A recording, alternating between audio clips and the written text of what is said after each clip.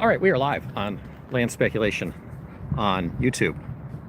Hopefully the audio works this time. The Iran War, which started out as a very quick endeavor intended to be, but a few days, a few weeks, maybe 2 weeks, maybe 3 weeks, maybe 4 weeks. We're now 4 or 5 weeks into the Iran War. And it has, lo and behold, still has 2, 3, 4, 5 weeks left. Imagine that. It is a rolling timeline for war. Apparently, the war will always have 2 to 3 weeks left. It's sort of a fun sleight of hand that Donald Trump is pulling here that is basically consistent with what everyone thought from the very beginning about this conflict, which is that it's going to roll on and continue to have more weeks left. And the effort to say it's a 2 to 3 or 4 week war from the beginning has been a little bit of a ploy to keep the markets at bay. Maybe now we're serious. Maybe now it really does only have 2 to 3 to 4 weeks left. I don't know. We're going to find out. Donald Trump is going to go and do a national address here very soon. Tell us about the prospects for the future of this conflict. Welcome to Land Speculation on YouTube. I believe we have sound this time, hopefully. Okay, the sound is on.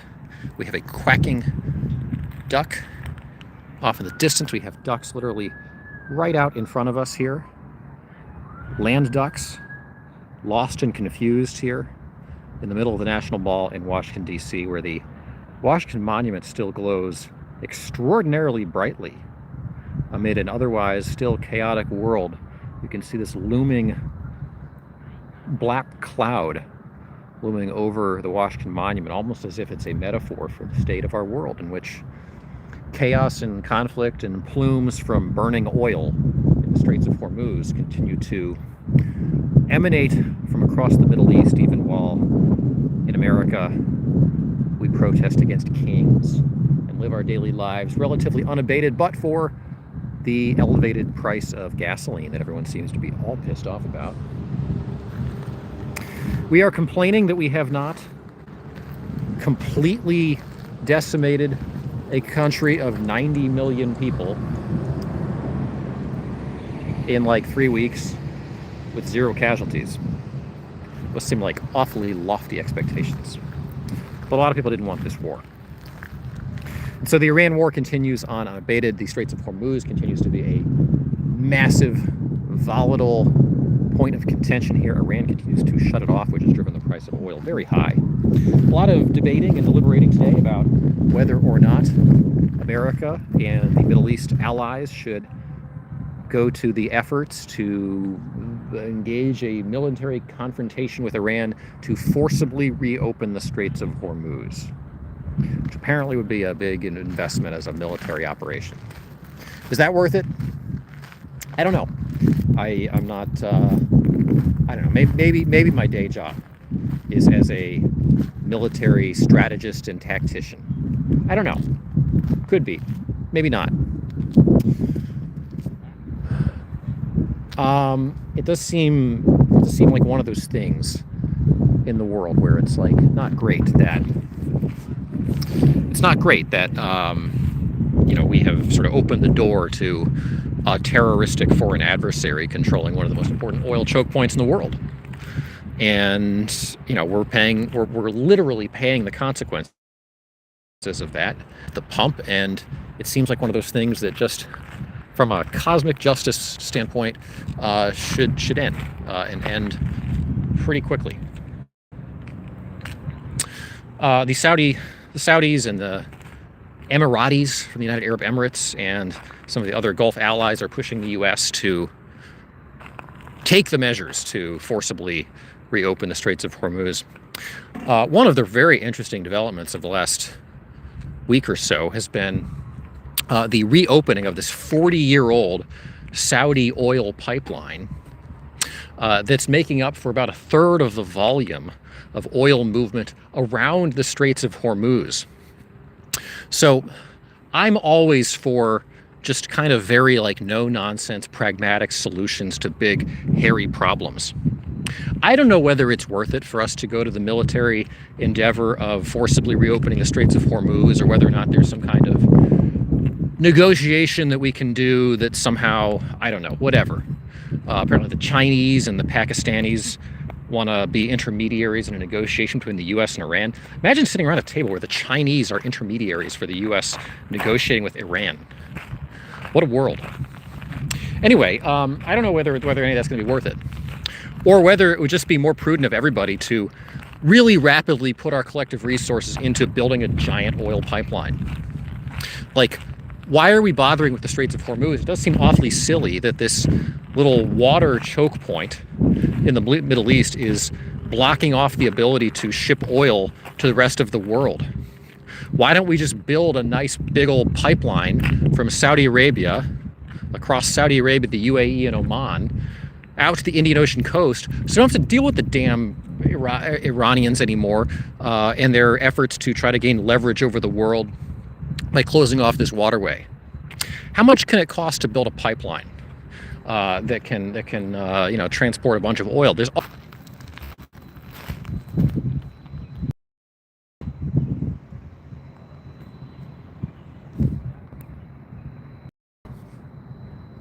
all right. How's that?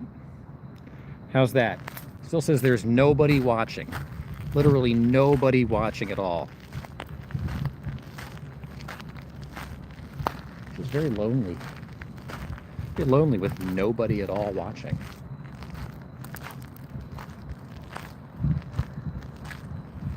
Okay, people are commenting but not why are you guys commenting but not watching?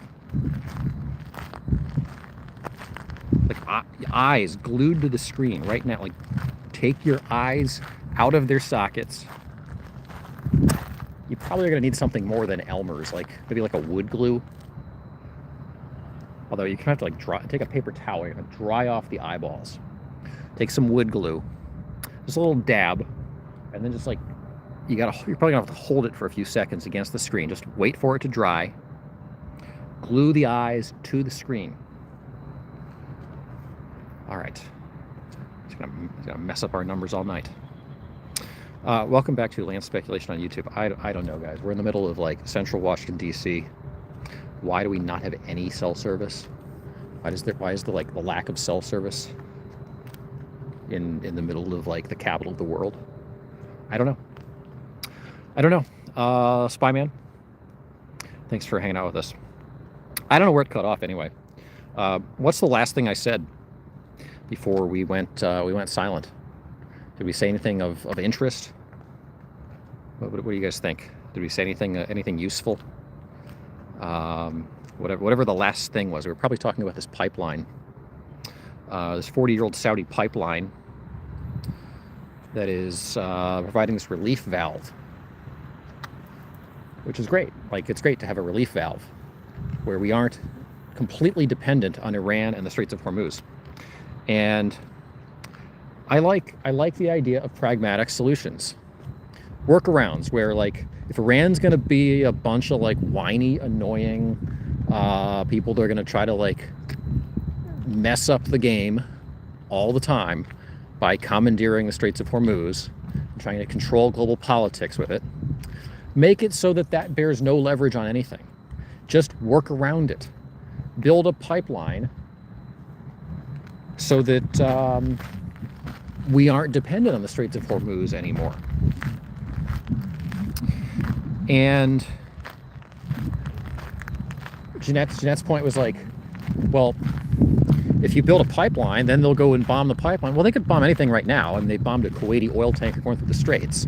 But like, we've got one pipeline in place. It's 40 years old. It hasn't been bombed. It's carrying oil, circumventing the Straits of Hormuz right now, which is helping to alleviate global oil prices somewhat.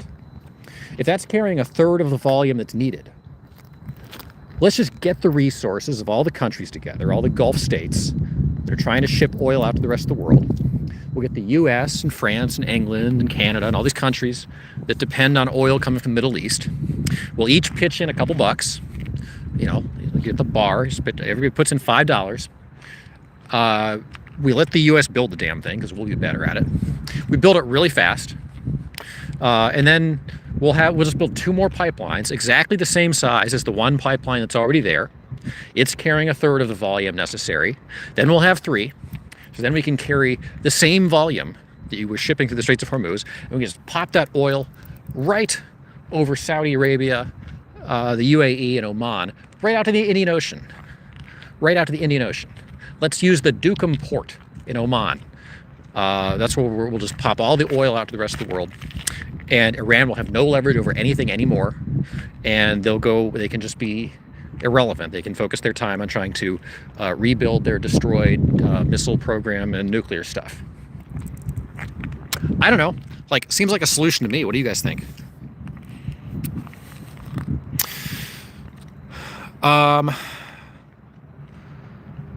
Okay. T-Mobile is, notoriously not so good in the countryside. Usually it's pretty good in cities, though. It's a little windy out here. It's like a warm wind. A warm city wind. There's the Smithsonian Castle. And there is the giant spotlight they put on the world to illuminate it from above.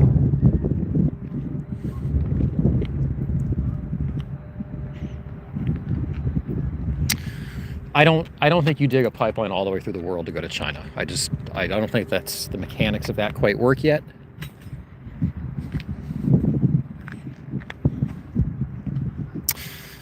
So, it is a pretty quiet castle right now. There's actually really no museum activity in that castle. It's like an administrative building. They host some events there, but it's kind of a worthless thing. Anybody else who was running a museum made out of that would make it an accessible thing that people can see because it's cool, but not the U.S. government. The U.S. government takes things like that and makes them useless. So, are we going to reopen the Straits of Hormuz or not? You would think Donald Trump, who likes building things, would listen to my suggestion to just build a couple more pipelines. The Museum of Natural History with these big buffaloes they put out in front recently.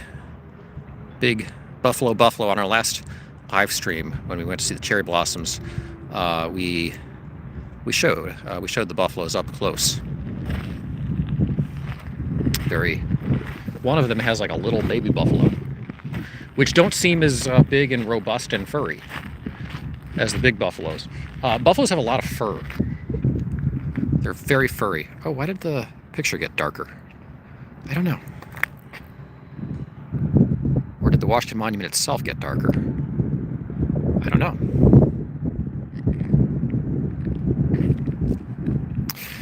Energy independent. Well, it is nice to be energy independent. But also, the U.S. doesn't have the most oil in the world. The U.S. uses the most oil in the world, but it doesn't have the most oil in the world. And so you don't necessarily want to use all of your own domestic oil, because you want to have you want to be sitting 50 years from now having the most oil in the world. You don't want to use it all up now. So it's great. We want to drill. We want to put people to work extracting oil from within our shores. But really, what we want to do is mostly be milking the rest of the world for its oil. Man, it's a warm, windy evening here. So, will we always have 2 to 3 weeks left in the Iran war? It's what it seems like. It seems like there will always be 2 to 3 weeks left. Iran has been bombed to smithereens. We published a video this morning about a little bit of frustration with the quality of the press coverage around this war, which has been mostly characterizing it as some dastardly failure by the U.S. Is the wind getting prohibitive, guys? Let me know. Let me know if the wind's getting too bad, and we can head back up into the city. I'm a little bit frustrated with the quality of the media coverage on this war. It's should we have gone there or should we not gone there? Who knows? But this notion that like this has been some big disaster, the US is losing, it's awful, Iran's winning, like that's a ridiculous, preposterous notion. We published a video this morning outlining what it would be like if Iran really actually were winning this war. Like if this was actually like a war that was happening in reverse, and Iran had like sent its military across the oceans, surrounded our country, and then systematically destroyed like every government building that the United States controls, assassinated our president and his family on the first day of the war, assassinated the entire cabinet through targeted missile and drone strikes. So like Marco Rubio and J.D. Vance and like everybody's gone. Tulsi Gabbard and like everybody's just out. They're just gone. They've all just been taken out by Iranian missiles.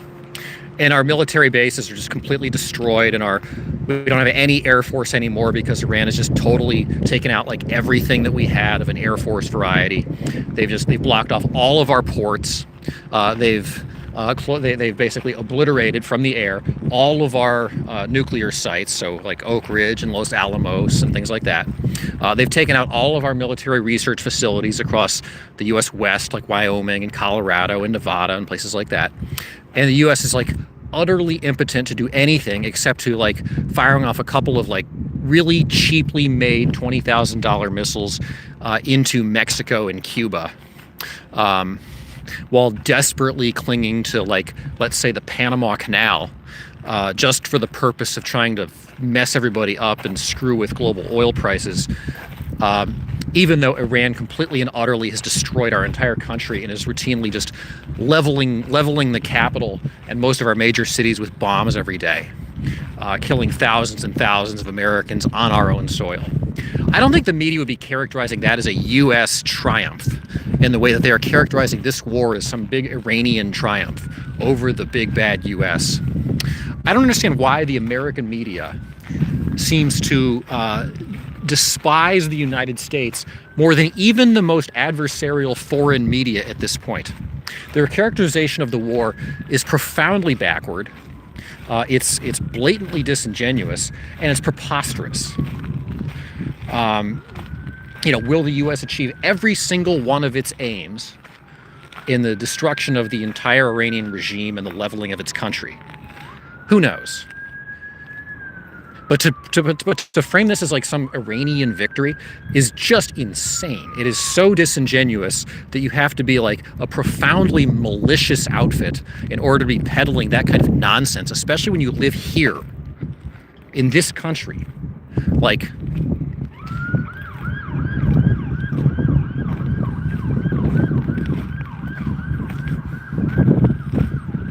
it's one thing to like tell the rosiest possible picture of the conflict on behalf of the terrorist enemy that we're fighting.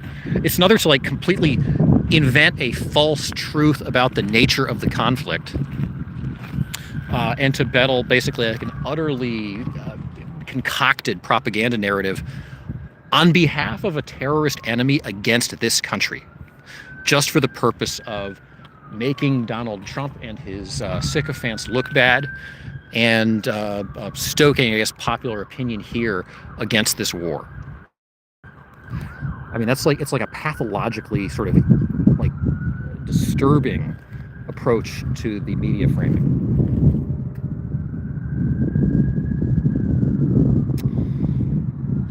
Okay, wind is better now than it was. So we've been using some pretty powerful weapons. Apparently we're trying to invent some cheaper ways to shoot down all these like rogue missiles and drones from Iran. That's in progress. When we need to make military stuff quickly, we seem to be able to crank out weapons pretty fast.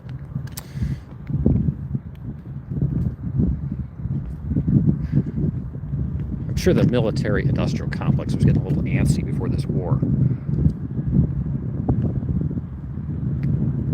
They will do or say anything to not give Trump any positive coverage, even if that means being traitors to their own country. I just don't get how it doesn't like bother them.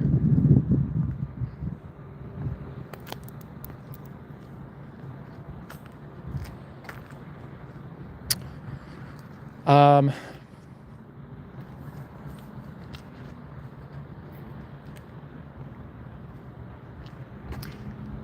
yeah, but I'd say most people, like, they want to be like out of this war. People want to be kind of done with this war. I'm sensing. Is that the prevailing sentiment that people are feeling? Like, we kind of don't like being there anymore. We want to kind of end this thing. By the way, guys, you're watching Land Speculation here on YouTube. If you wouldn't mind dropping a like and a subscribe on the video, I appreciate those likes. They help us out with YouTube. Subscribes help you guys know when we are on. Check our description for the link to our Discord, our Duck Fund. Discord is our 24/7 chat platform. The Duck Fund is our Buy Me a Coffee link, and the link to our sister channel, Land Ducks International. I've been piling up videos that I need to get uploaded to Land Ducks International. I just haven't really had time to sit down and focus on it. But I will. It's kind of teed up for a while. But I got to get in there and pop some more stuff into the system.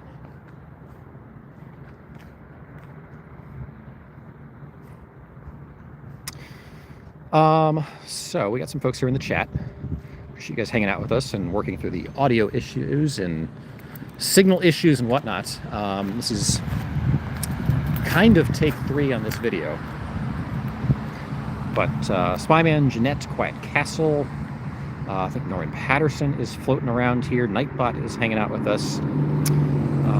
Calming the Chaos is providing a soothing voice in a world of loud Corvettes. Is that a Corvette that is functioning properly or improperly? Is it loud because it's working or not working?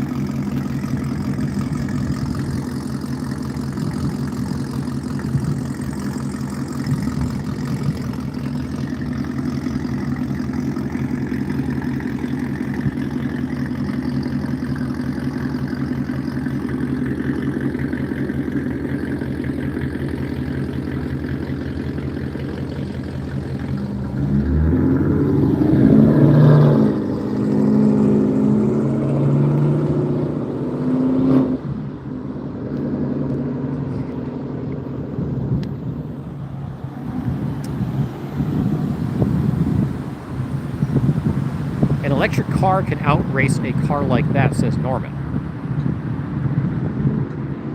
What electric car? I mean, I don't know. I couldn't tell you whether that's true or not. People make their cars loud just to get attention. You know, one of the things I really was noticing back when we started doing these live streams, and you guys might recall this, that we were doing these live streams from DC for the first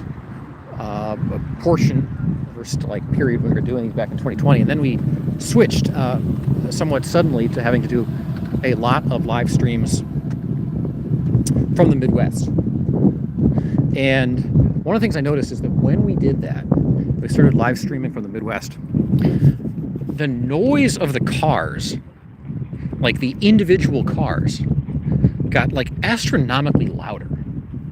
What is it about people in the Midwest that they are intentionally driving cars with much louder engines than on the East Coast? Now, East Coast, you have more like ambient city noise that you don't even notice all the time. I get that that's part of it. But man, like the number of people with like weird souped up engines that were super loud in the Midwest was crazy.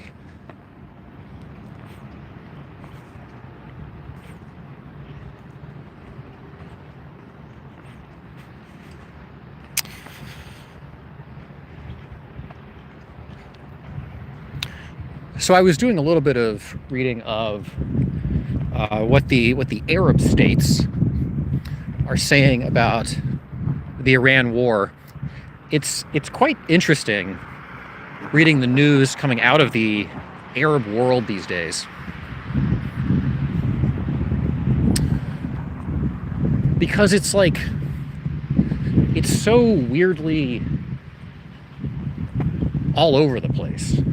Like some days you read the Arab news and They're super like pro the war. They don't want the U.S. to leave. They don't want the U.S. to leave without getting the job done. They want to really make sure that this thing comes to a final fruition that renders Iran helpless to do anything in the future. And then you read it at other times. Like today I popped on there. I was in the Arab news, and today they're like, there's a lot of the U.S. is daddy, I guess is what I'm saying.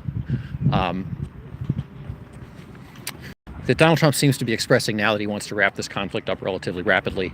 It seems like a lot of the Gulf states in kind of their media armatures are kind of echoing whatever Trump says about this, because frankly, like, they're the ones getting bombed, and I think they want the U.S. to make sure that like we're protecting them, and so they want to be on Donald Trump's good side throughout the balance of this conflict.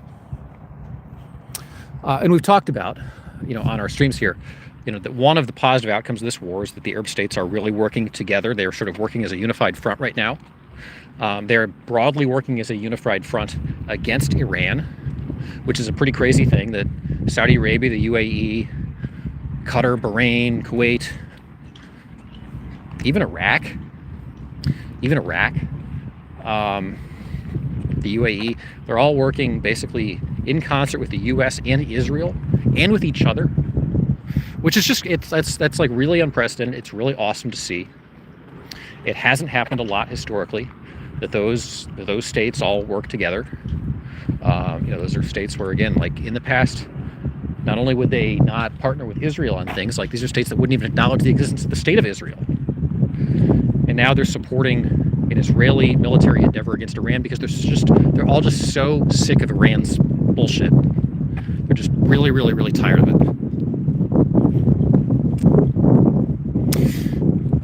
And so, like, that's a tremendous achievement. And if this brings them closer together, if this forces them to work together to identify their shared needs, their shared threats, their shared goals, their shared military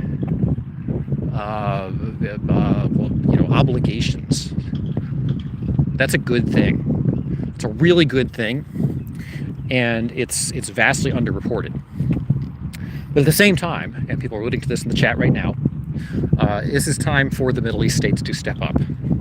Nobody has been more supportive of this war to this point than those states who are most directly, on a day-to-day, week-to-week, month-to-month, and year-to-year basis, affected by Iran's shenanigans, than those Middle East states that are immediately adjacent, who are within the range of Iran's missile capabilities. And maybe it is time. They clearly do need to step up. It's one thing for the U.S. to go in there and fight this war largely on their behalf, and then for them to support the U.S. in doing so. But this really should be their war. This should be their war. This is their existential struggle more than it is ours. We may be the great Satan to Iran, but they're the ones who immediately sit adjacent to it and are subject to their crap like every day. Not just the words, not just the threat of the nuclear weapon, but like the actual attacks they're flailing into their countries. The actually like malevolent actions that are sowing chaos across the Middle East. Remember, Iran is they're broadly behind most of what Hezbollah does, most of what Hamas does. All the people making and the folks in Yemen that are sowing chaos in Yemen, like Iran's behind all these folks. And if you're somebody that's like sitting there in the Middle East and you're like, hey, we're like really actually like good countries. We're the UAE, we're Saudi Arabia, we're trying to move our countries forward. Like, yes, we may have kind of sat around with kind of an extreme level of religious conservatism in our societies for a long time, but like we're moving our countries ahead. We're trying to be like open to international business. We're trying to become like very kind of forward-looking Western allied countries with good economies, peace, strong like regional alliances. Like, Iran is just like, it's just an annoying, toxic character in that region. And they have every reason to want to work to stop Iran from its crap. And But they need to build up their capabilities to do so. If that means like finding ways to stop into their countries and hitting their airports and stuff, then the U.S. can probably help them build that technology. But like they got to do it. They got to do it. They all have militaries. They were broadly generous to the United States in our conflicts, like the Gulf War. The U.S. put our sort of headquarters for the operation in Kuwait in the 1991 Gulf War was in Saudi Arabia, basically in Riyadh, the capital city of Saudi Arabia, in an era when Saudi Arabia was much more conservative than it is now. They've been good to us in a lot of respects. As a state, like the nation of Saudi Arabia has been good to us.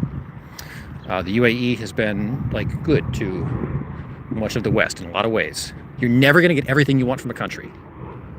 But don't make perfect the enemy of the good in the case of these countries. Like, these are folks that have reason for mutual benefit with us. Like, we benefit from their oil, they benefit from our money, they benefit from our protection, we benefit from having them on our side.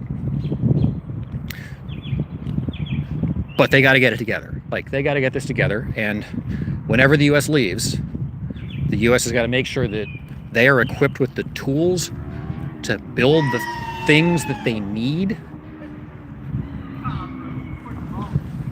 That was terrifying.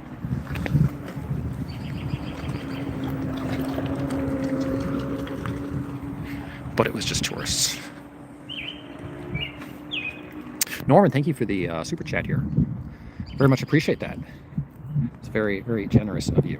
And as goes, when we have super chats here on Land Speculation on YouTube, if you want us to talk about something in particular, you want us to answer some existential question, I will put like concerted extra energy into whatever direction it is that you want us to take this chat. So let me know. You can think on it, Norman. Let me know what you want us to do here. A lot of scooters around. How experienced are you guys with the scooters? Have you guys ridden the scooters? I guess what I'm wondering on the scooters is how fast are they? No, that's not what I'm wondering. What I'm wondering is how balanced are they? What I'm wondering about the scooters is how easy is it to stay balanced on a scooter? I've literally never tried one. I may one of these days try one. I'd probably break my neck if I tried to ride a scooter, says Norman. That's what I'm wondering. I don't really like this. Is going to come as a shock to you guys. I really don't like bikes. I really don't like anything about bicycles. I don't like bicycles as a driver. I don't like bicycles as a pedestrian. I don't like bicycles as a bicycle rider. I think they should be outlawed. I think there's no business having bicycles on city streets. I think we should do away with them entirely. And anyone who's caught riding a bike should be jailed for life. That's my position on bicycles.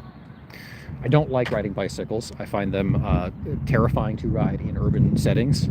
I find them fairly hard to like. I mean, I can get going on a bicycle. Like I'm in decent shape.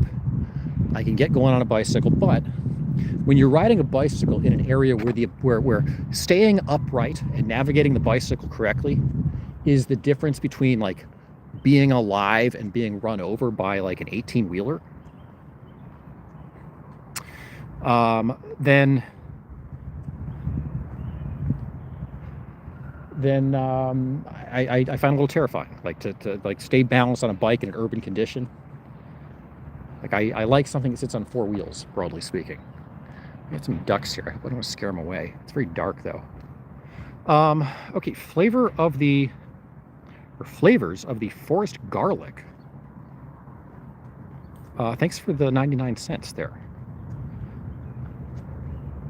What can I get at McDonald's with 99 cents these days? Have you guys tried this big arch? This new burger that McDonald's is doing? that's getting all the attention, the burger CEO wars. It's over 1,000 calories. It's literally 500 more calories than the Big Mac. It is a better burger. I tried it. It's a better burger than most of the other burgers at McDonald's. It's kind of like the Arch Deluxe Redux. Back in the 1990s, McDonald's tried to come out with like a fancier burger, and everyone panned it. It failed badly at the time. It was supposed to be a more mature burger for adults, unlike all of their other kid food, and it failed. So they're trying again here with basically the same shtick. It's a fancier burger. It's got like fancier sauce. It's got fancier toppings on the bun. It's a very thick bun. There's no middle bun thing like the Big Mac. It's a good burger, but it is very calorie indulgent. So if you like calories, it's good. But I don't know, is there anything I can get still at McDonald's for 99 cents? But yeah, flavors of the forced garlic and Norman. If you guys have particular things you want us to talk about or directions you want us to go here in the chat, let me know. Let me know what you want us to do, say, talk about. We're talking broadly about the Iran war and whether or not it might ever end here as we walk in the direction of the Lincoln Memorial in Washington, D.C. We're live on the streets of Washington, D.C. right now. It's windy. Apologies, it's a warm wind, so I didn't bring the jacket, the extra like duck goose down jacket that I normally wear when it's colder, that has the Papa sock in it. And so if the wind gets too bad, let me know. I'm trying to do what I can on the wind manually here, so let me know though.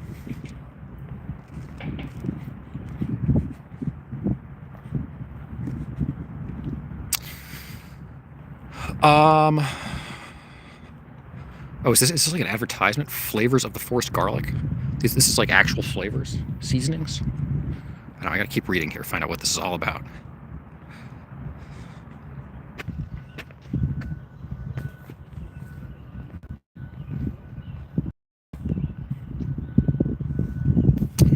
Well, did anybody survive the storm? That was, if anybody's still here, while we were away, the Iranians dropped a nuke on Washington, D.C. And I had to duck under my desk.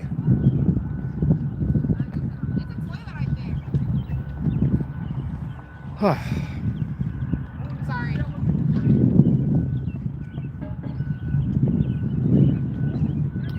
Yeah, it was really scary. I see all these people riding scooters because they were fleeing the nukage. Iran dropped a whole nuclear weapon on Washington, D.C.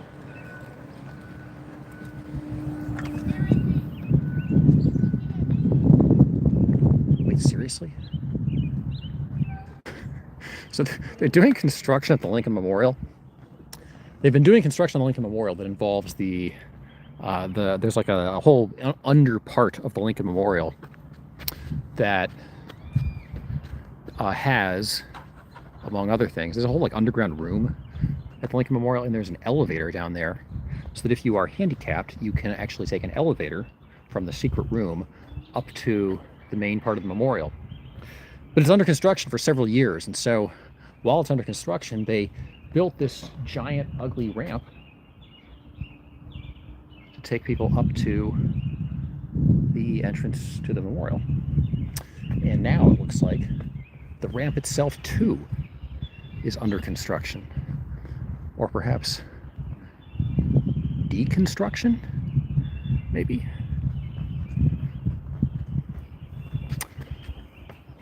I don't know. Are we finishing? No, it doesn't look like we're finished with the construction yet. Looks like the memorial is still very much under construction.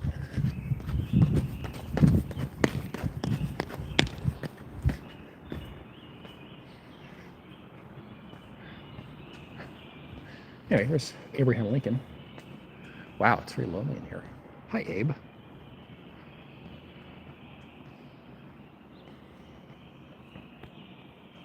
So I heard about your wrestling career. You were really talented. What's with the square shoes, though? Oh, you're not going to talk to me? You're going to stare off? He thinks he's better than me.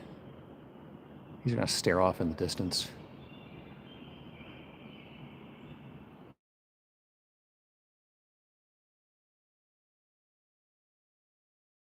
He and George Washington are having a staring contest.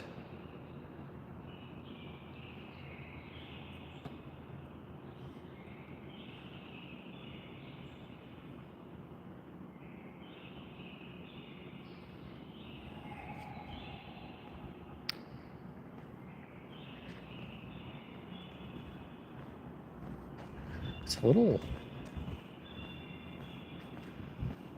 The birds chirping, it's a little cryptic in here. This time of night with nobody in the Lincoln Memorial.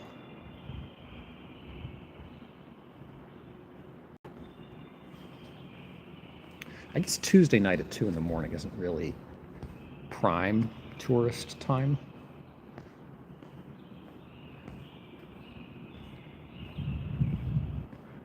A little strange though.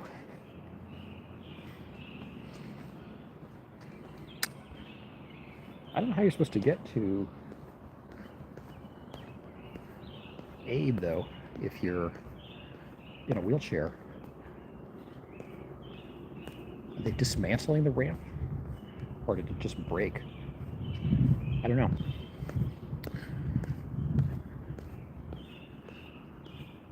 I will not be sorry to see that ramp go away. It's been hideous since they moved it in here. It was an abomination that ever existed here. Wow, thank you for the $1.99 there, Flavors of the Forest Garlic.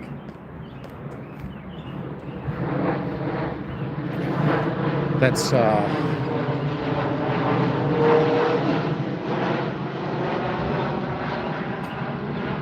extremely generous. It's American Airlines. It seems awfully late at night for planes to be landing.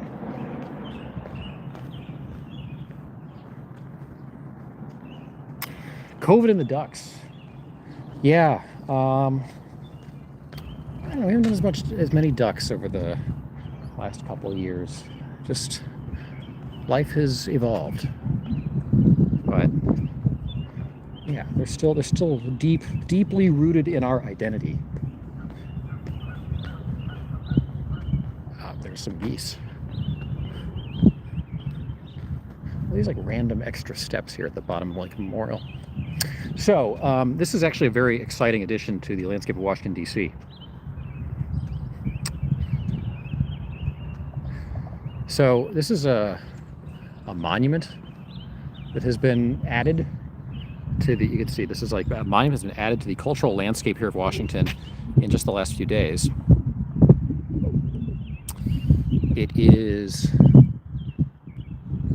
It's very ornate here. This is a monument. It is a toilet. This is a monument that has been added to Washington, D.C. by the same people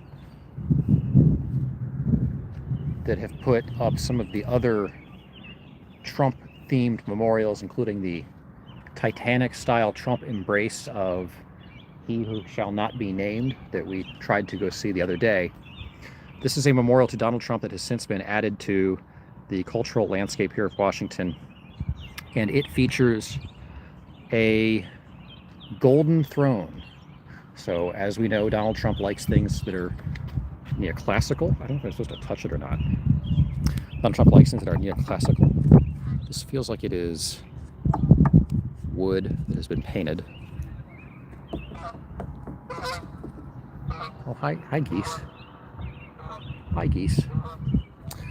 And so it's very ornate. You can see the classical stylings here. And then it obviously has a lot of gold leafing here that I'm sure was done by expert gold leafers and is not just painted on styrofoam. It was very authentic. And so this is the Donald Trump Memorial. It's not memorial, he's still alive. But this is, oh, is there a plaque here? Okay. So this is a throne fit for a king. As we have. In a time of unprecedented division, escalating conflict, and economic turmoil, President Trump focused on what truly mattered: remodeling the Lincoln bathroom in the White House. This, his crowning achievement, is a bold reminder that the president isn't just a businessman, he's taking care of business. It stands as a tribute to an unwavering visionary who looked down, saw a problem, and painted it gold.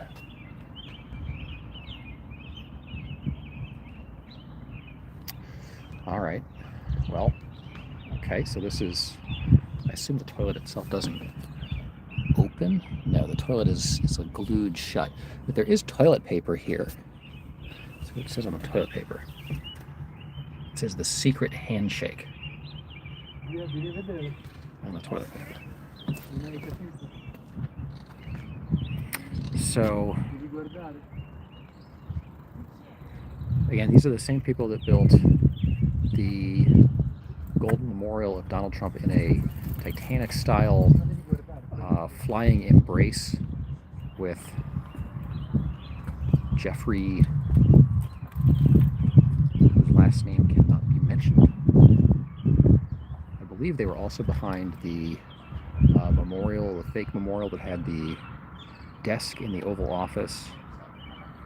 Like, it was on the National Mall, but it was a desk that had like a giant turd pile on it that was here like a year ago. And now they have added their third addition to the National Mall here, this time right by the Lincoln Memorial. Lincoln Memorial is right there. And it is a golden throne, a golden toilet, in honor of, I guess, Donald Trump's remodeling of the Lincoln bedroom bathroom.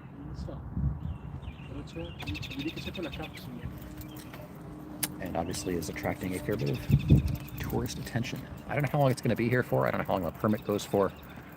But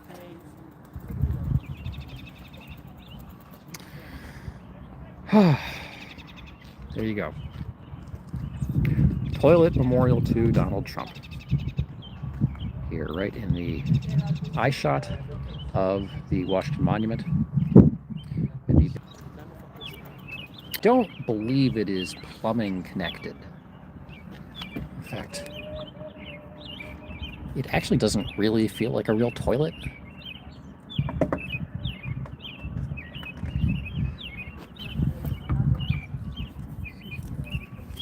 I don't quite know how they made it.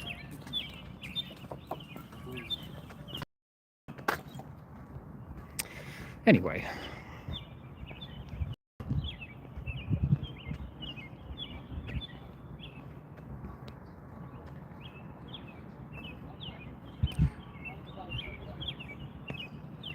I assume will soon be accompanied by the Biden bidet.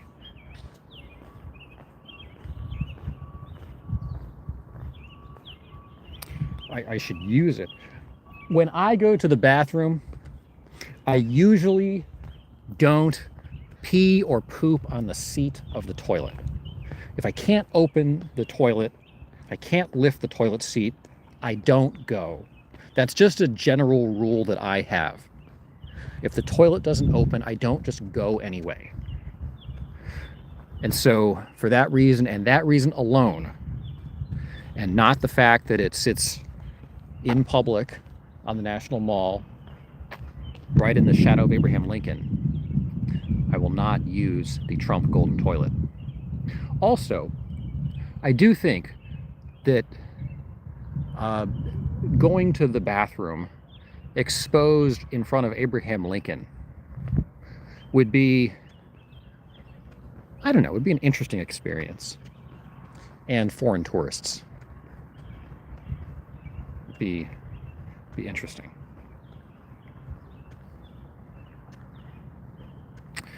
Commission a giant duck memorial.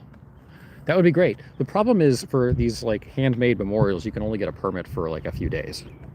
So that'll probably be gone here pretty soon. You should not use an unusable toilet in public. That's true. Now I do like, so I knew a group of guys that used to go running. They were like long distance runners, I won't say whether that group included me or not. Maybe it did, maybe it didn't. But there was a group of guys that used to go running. And they used to go on very long runs, like on weekend day mornings. And when you go for a very long run, sometimes it takes you very far from your starting point, very far from your home or wherever you started the run. And sometimes when you're out for a run, you realize along the way, oh, these are like duck imposters. There's a bunch of ducks over here. Actually, several. No, these are not ducks. Those are ducks. These are geese impersonating ducks here. Hey guys, you're not ducks. Why are you pretending to be ducks? A lot of duck activity going on here in the middle of the night. Just standing still.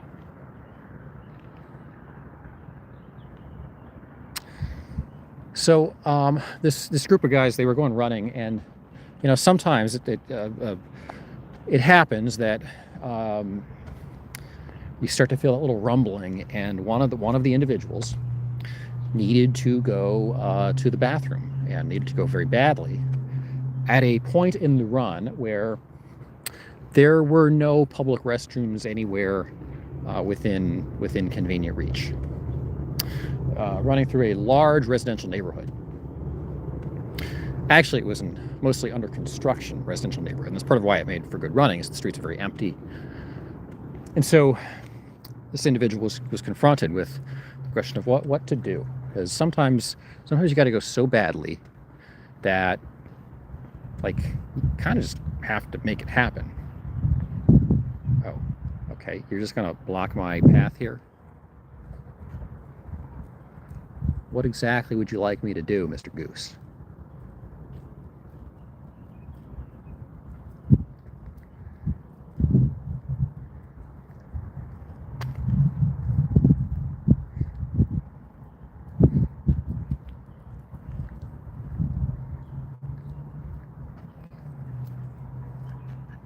Hi, ducks. No, it's okay. It's okay. It's okay. It's okay. It's okay. You don't have to get in the water. Oh, I'm sorry, ducks. Okay. Well, thank you for clearing the path, Mr. Goose, or Miss Goose, Mrs. Goose, Ms. Goose. Man, it's quite the gauntlet here. So these individuals, the guy, he had to go to the bathroom, and he decided, of all his options, that his best bet was to, little couples here, it's very cute, that his best option was going to be to go into one of the under construction houses. That sometimes there's a house, the frame is up on the house, they put in some of the fixtures, but they haven't completed the house. He went into one of the under construction houses, found a toilet that had already been, I guess, placed. Probably the plumbing wasn't really working, but the toilet had been placed within this under construction house. And he defecated in the under construction toilet in this under construction house. And I don't know how he cleaned up the scene of the instance, and I don't know what the aftermath was. But sometimes stuff happens, and you got to go when you got to go.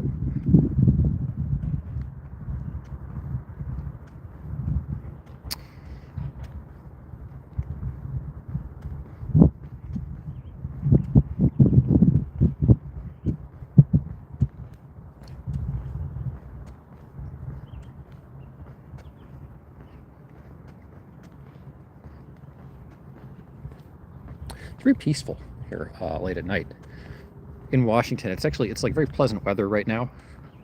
It's been so cold for so long. It's been so cold. We don't deserve to endure winter.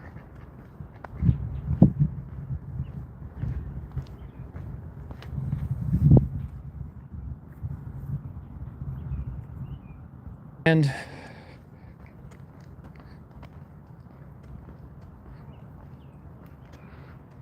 I live in the woods. I like walking around at night and looking up. Ooh, spooky.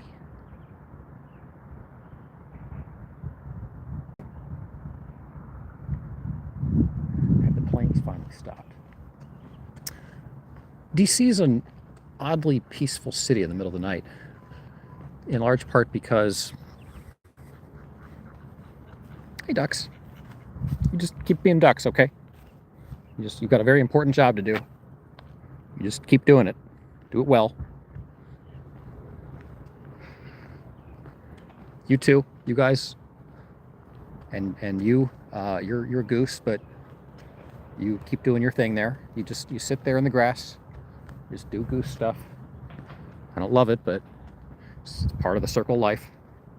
And you guys, you good? You okay? You guys are making out, maybe? Sleeping? Okay, you guys are sleeping together too? Okay, I see everybody's kind of hooking up here a little bit. Good timing, I guess. You're all supposed to make babies here in May. Okay? Like we need to keep this duck universe going. So I expect all of you to have babies ready to go here in about a month. So whatever networking, small talk stuff you got to do together in your little coupleages, just keep doing it. You guys, it looks like you're doing a good job. So I don't want to interfere. I don't want to micromanage y'all, but looks like you're just doing duck stuff, and seems like you're on the right track here. Okay, you guys get a little closer together. A little closer together.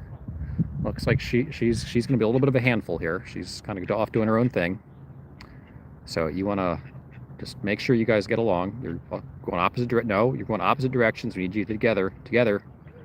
Turn it back around. Stay close. Oh, okay. You can take a little swim, a little midnight swim. That's nice. Oh, see, there you're coming back to get romantic midnight swim. Does the trick. Okay, I'm gonna check back. You guys make some ducklings, okay?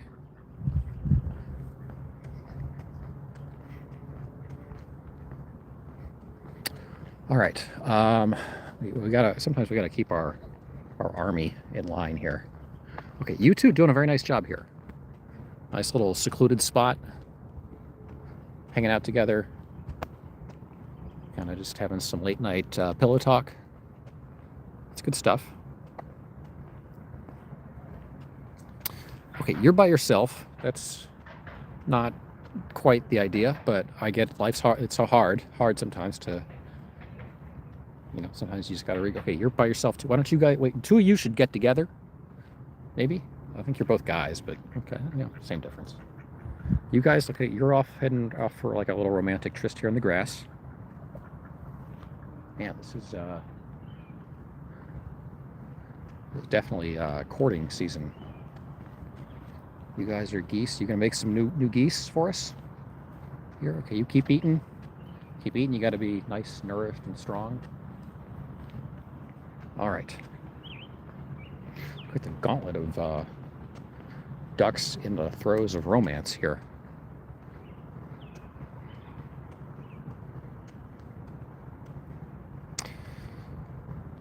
We're going to keep an eye on them, make sure they're on their way to making us some ducklings. We want to see those cute little ducklings here in May.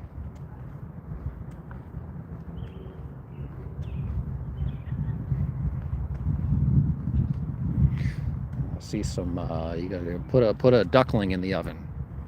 Don't put a duckling in the oven. That sounds really awful and cruel, but they should be putting ducklings in their own metaphorical ovens.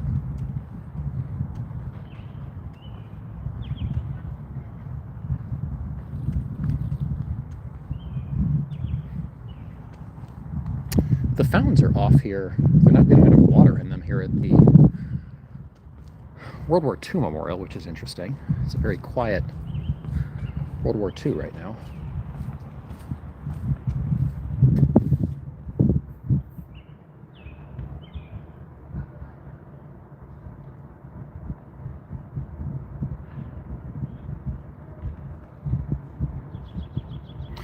Flavors of the forest garlic. Sounds pleasant. Pleasant. See, Washington D.C. is actually kind of nice because, like, they had the foresight to build this giant, or at least reserve the space for this giant national mall here, right in the middle of the city. And so you have like a lot of kind of semi-forested land here. It's actually quite unusual right in the middle of a major city to have something like this.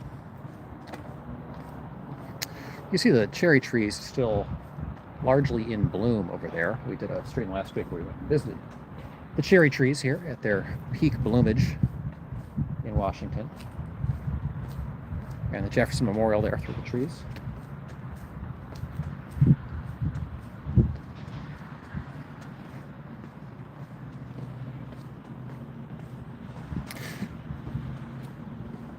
And so it's going to get really hot here very soon, which is its own manner of unpleasant in the depths of summertime. But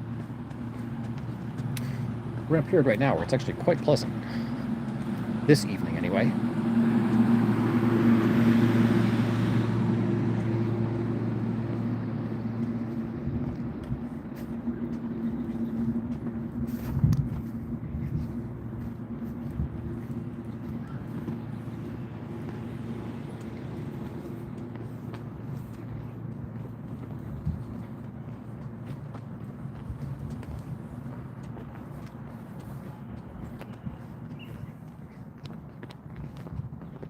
Walking around at night is very peaceful, that's for sure.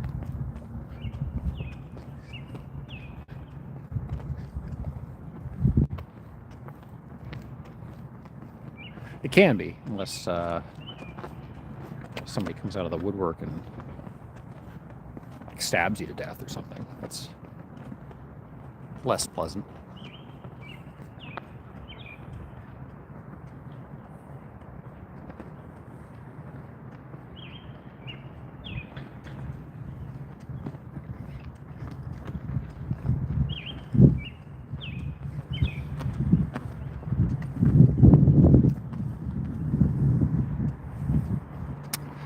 Gavin Newsom's out on January 4th, 2027. So who's going to be the new governor in California? I guess I haven't really been following that. Because I assume you'll have a new one. It's not like you just won't have a governor anymore, and I can't imagine that California's going to get somebody particularly better.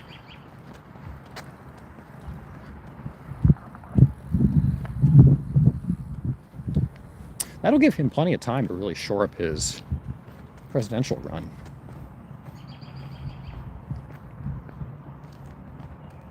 How are you guys feeling about 2028 and the whole presidential cycle? It's coming up. We got the midterms here in a few months, and the Republicans are going to get bloodbathed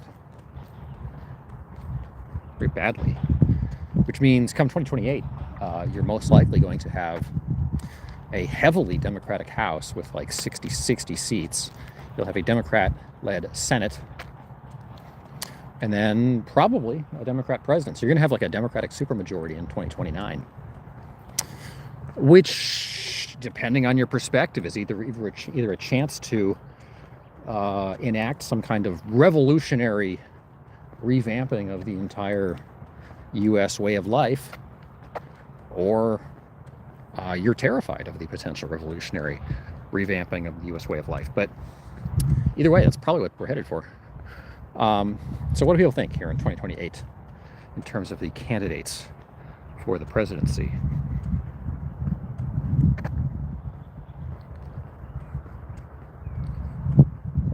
My whole business is based off of freeze drying.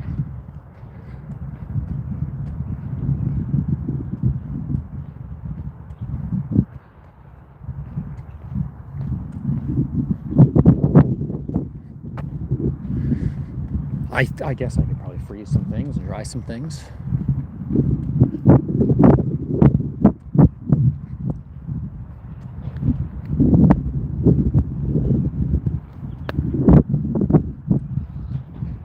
These stretches of walk in Washington where you're walking across this like vast expanse,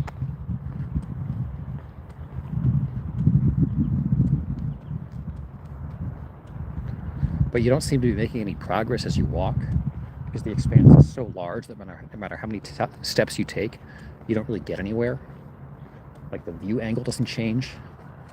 It's a little disconcerting. It's like, sometimes you get that when you're driving in like a really, really, really rural part of the country. It's like you keep driving and driving and driving and nothing is happening. You're not making any progress. It's like you're driving on a treadmill, walking on a treadmill.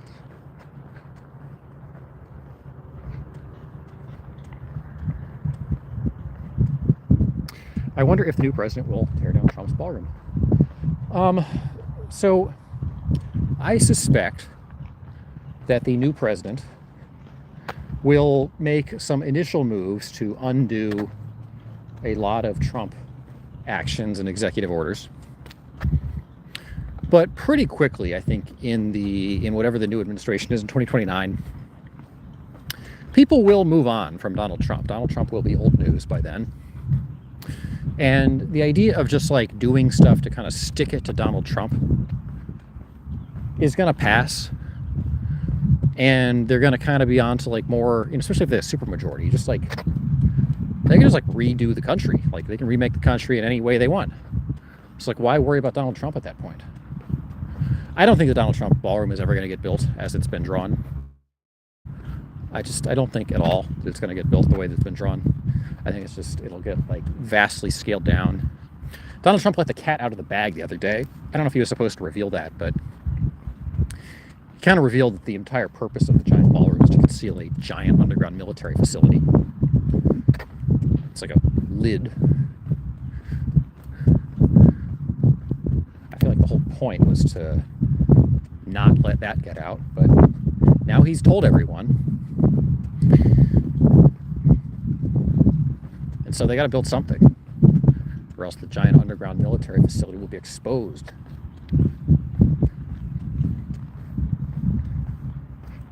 What do they do there? He didn't say that.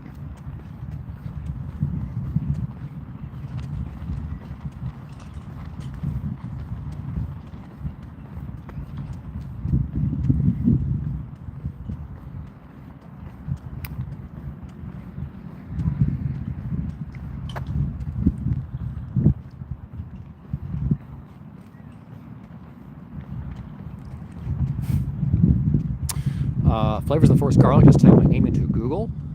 My website will pop up. If you see Bigfoot, that's me. So if you want to go buy Bigfoot, you go to Flavors of the Forest Garlic's website. And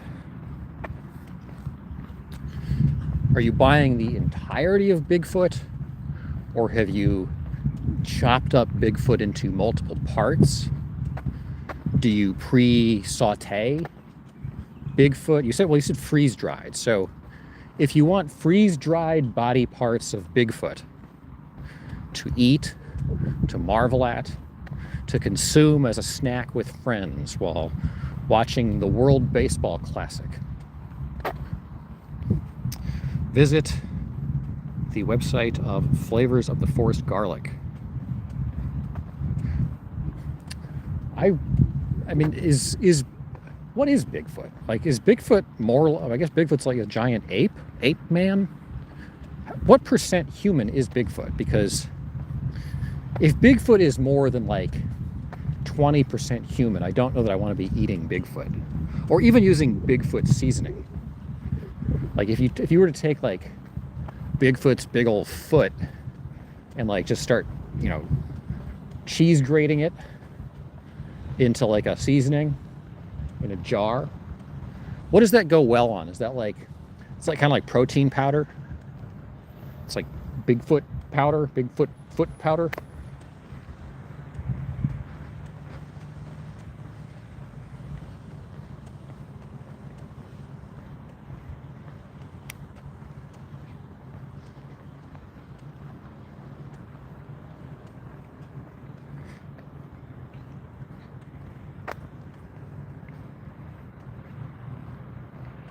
Iga, how's it going? Thanks for stopping by here on Land Speculation on YouTube. Says Bigfoot is not real. Well, that's not what I'm hearing here.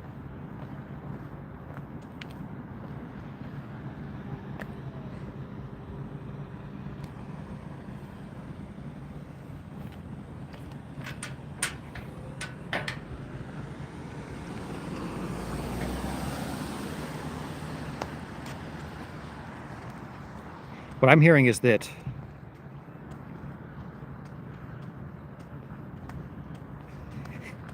Bigfoot is real.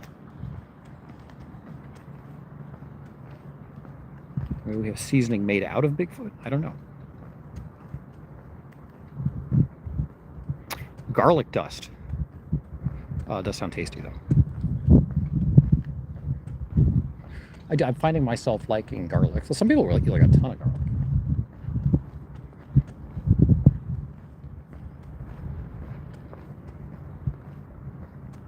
Oh, Flavors of the Forest Garlic is our winner tonight. Congratulations, Flavors of the Forest Garlic.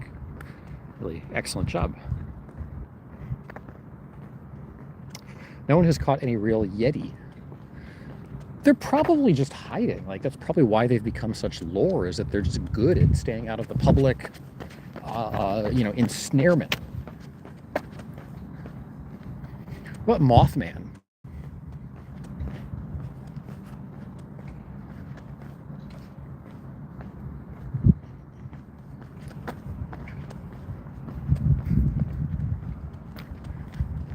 That giant bear creature that roams the streets of Washington, D.C. at night.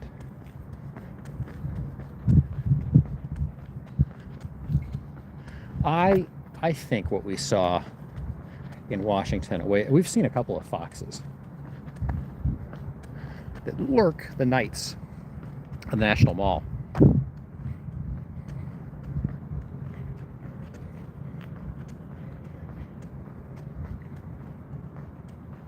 Bigfoot is so large, Yeti's never seen. I get it. It's good. It's good.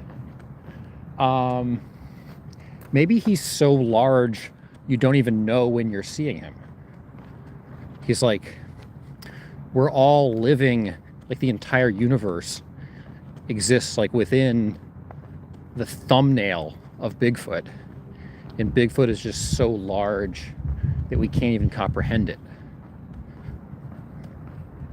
Like maybe Bigfoot is God.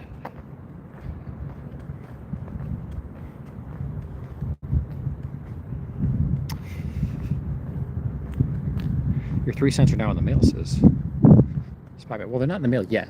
You gotta send me the pre-addressed envelope to send you your 3 cents. Also, I will not commit to a timeline on getting people's 3 cents to them if they reach out to me. Is DC very clean and safe now, like what Trump says? In theory, the crime rate is down in Washington, D.C. And I don't know if that's... I guess I wouldn't say I necessarily feel... I would say I feel like nothing has changed, like, really at all. I guess, okay, actually, that's not true. I do feel like DC has changed a little bit since the middle of the pandemic. I felt like DC did not feel particularly safe downtown at night. I felt like we got to a point there where even on the National Mall, which historically, because it's kept up by the federal government and not the local government, as you can see, there's like benches that are free from homeless people. You started to see homeless people actually like on the National Mall, which generally speaking in Washington, you would not see that. And you did see tent cities everywhere. And since Donald Trump embarked on his cleanup project in Washington, I really haven't seen the tent cities. I don't know if they're completely gone. I don't usually go through a lot of parts of town where the tent cities used to be. I will at some point, though. You do see National Guard presence, and supposedly the crime rate is substantially down from what it was. And I would say it feels a little safer walking around downtown now than it did maybe 2 years ago at night. We don't do as many long middle of the night walks as we used to. And you never know, like, it's a big city. There's always stuff. And, you know, last week there was a big gathering of youths at the Navy Yard. There was apparently quite a scene late at night. Jesus 10 is very quiet. Usually they're cranking out music in the middle of the night.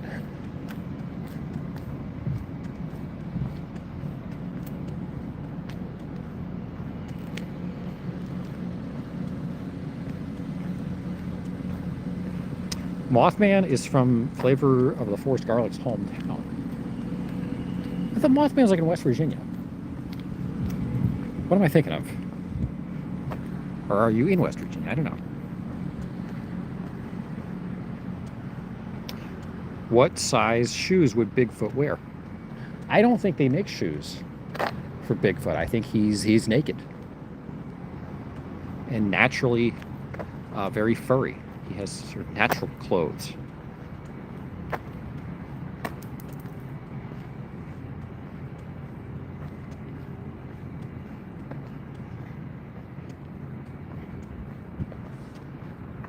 Please help the channel by making a comment or two on our videos and after our live streams. Yeah, appreciate it. Yeah, guys, all the comments on our videos generally, like not our live stream chats, which are great. I love the engagement on the live stream chats, but if you wouldn't mind going and making some comments on our videos after our videos or after our live streams, those regular comments really do help us with the YouTube algorithm. And we've actually had very good watch numbers on a great number of our short land rants. We've started putting up a lot more of these, 10, 12, 20, 30-minute videos, on especially days when we're not streaming. Sometimes on days when we are streaming, which is very confusing, I know. But we started putting out a lot of those videos periodically, and a lot of this has done quite well in terms of viewership and comment engagement and stuff like that. So I do very much appreciate people engaging with those videos. It's a way for me to be able to get content out to you guys, various rants, even when I don't have the time to invest in like a full couple hour walking live stream. One of the things I've realized about my life these days is that it's a lot easier sometimes if I just have like a 10 or 12 minute walk to just be able to kind of like use that time productively to kind of get my thoughts out on whatever topic. And that, otherwise it's wasted time because I can't really live stream 12 minutes.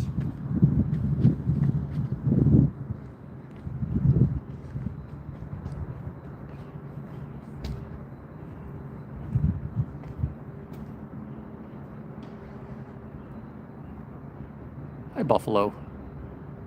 You look very stoic and sort of semi-human. Your low, big nostrils.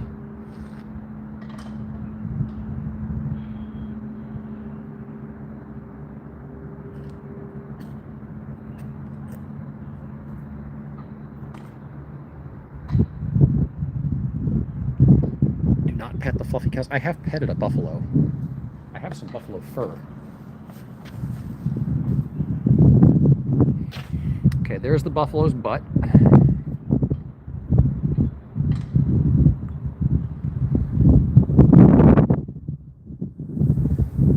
Oh, and there's its genitals.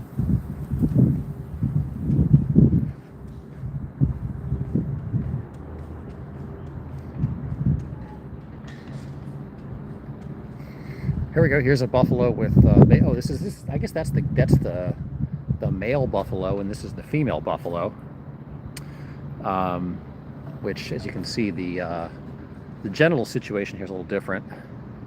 The female is very daintily covering up her butt, her tail.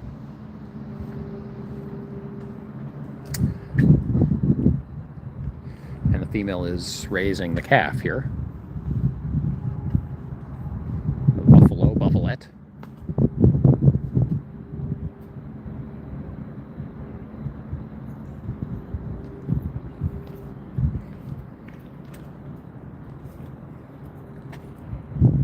Boy, you're really looking right at me, aren't you? How you doing? How's life being a buffalo? Is it weird being a buffalo in the middle of Washington, D.C.? Do you feel out of your element, or do you kind of like being able to talk with people like me? Because otherwise, you'd be lonely out there in some field or in some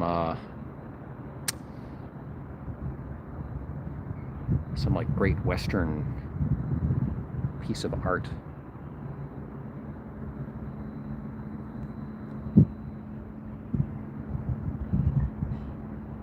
It's okay, you don't have to talk. You can just look at me and look all wise and fierce. You have your horns there. I bet you're a powerful animal. I don't understand why you did somebody try to shave you? Like, why does your back look like that? Are you what's going on there? I don't know really how you work, Mr. Buffalo, or Miss Buffalo, Mrs. Buffalo, I guess.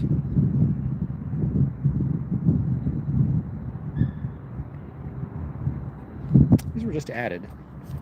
I kind of forget the whole story on why they were added, but they're here now and they're cool. So just a little addition here to the Natural History Museum.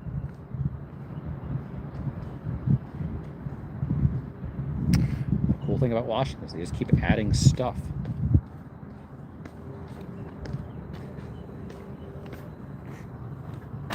Here's petrified wood.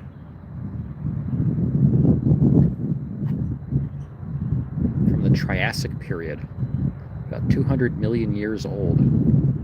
Found near the Petrified Forest National Park in Arizona.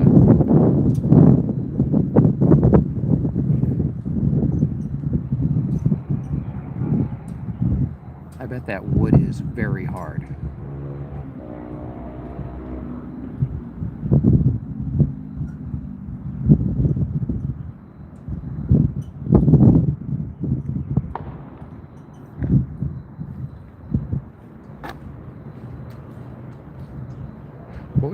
What do you like to do that's traditionally considered masculine?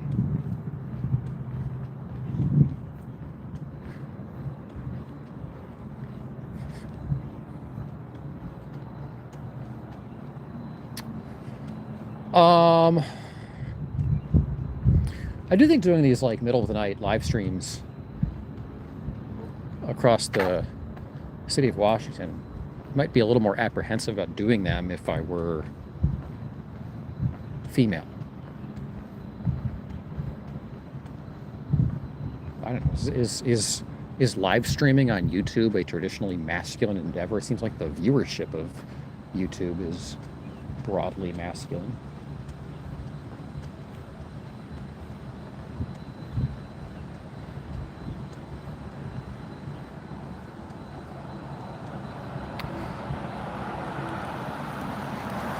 Polishing petrified wood.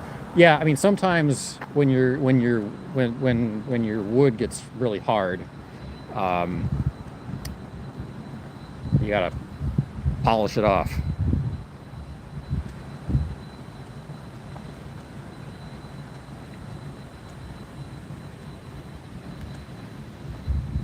It's nice. It's a little. I think we're like pre-rat season.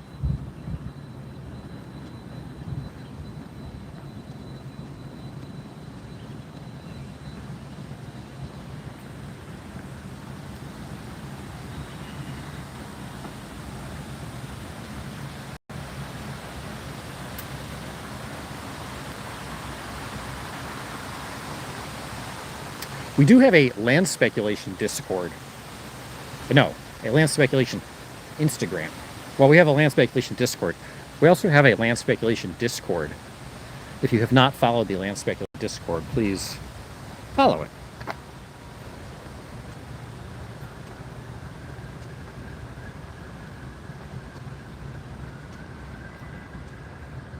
Quiet Castle is petrified of petrified wood.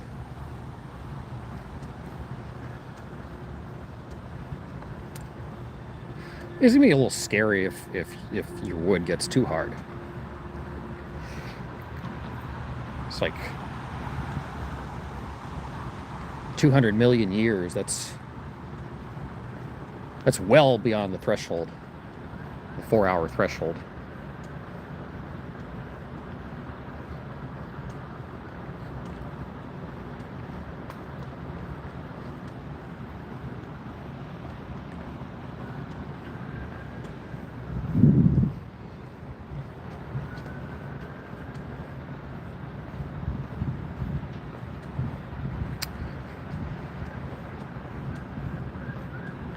Pre-rat and pre-roach season for the most part. I don't know. Maybe there's some lurking around, but this is a very narrow window right now. It's a very cold place.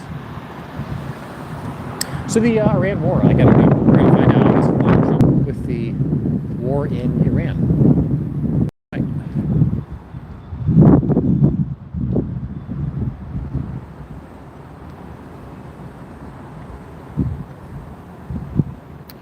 I'm sure we can get a link to the Discord in the chat. At the very least, the link to the Discord is in the description on the video. Should be easily clickable in the description.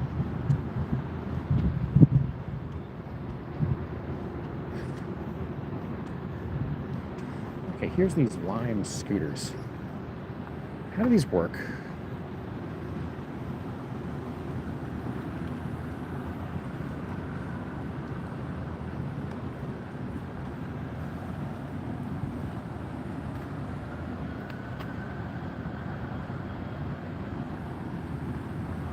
I don't know. I don't know how these scooters work.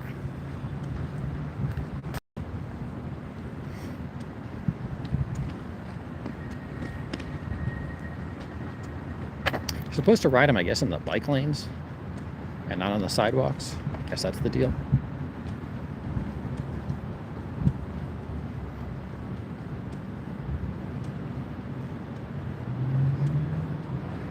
I'm very curious how hard it is to balance on these scooters.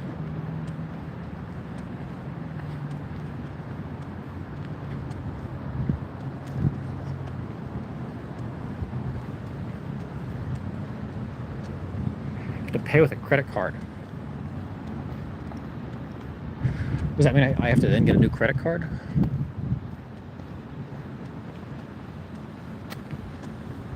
I want to give my whole credit card.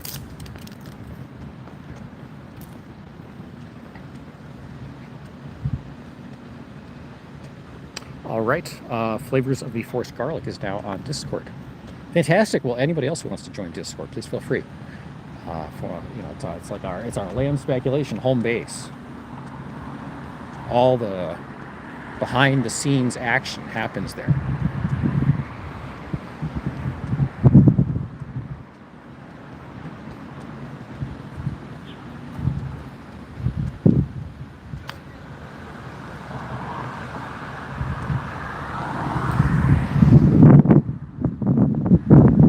What's going on with YouTube right now. It says that we've been streaming for 26 minutes, which I'm fairly certain is not true. Yeah.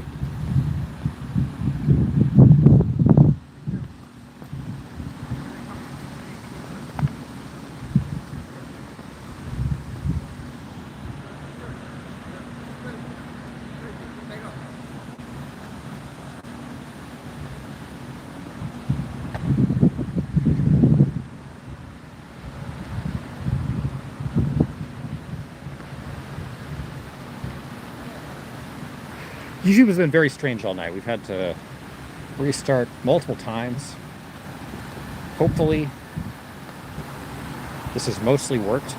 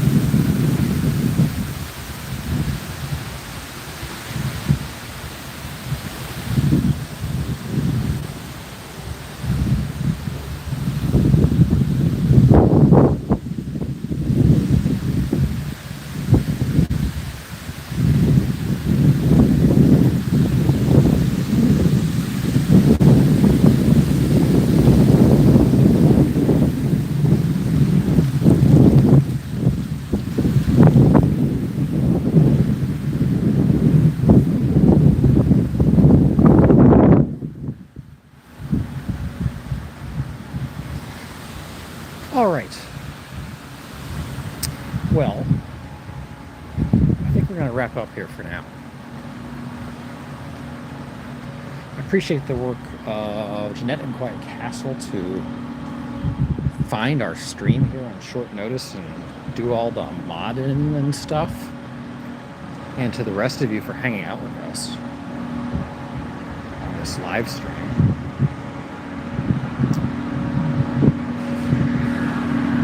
Man, what is this noise? Very noisy.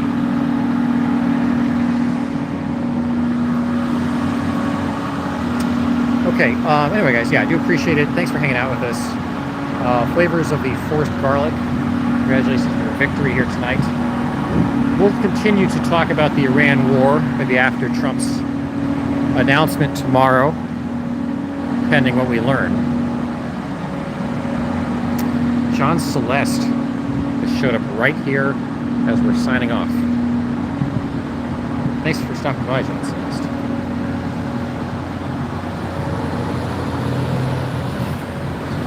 You just found us. Oh no. I'm glad you found us. Well, that happens a lot. People find us like right as we're ending.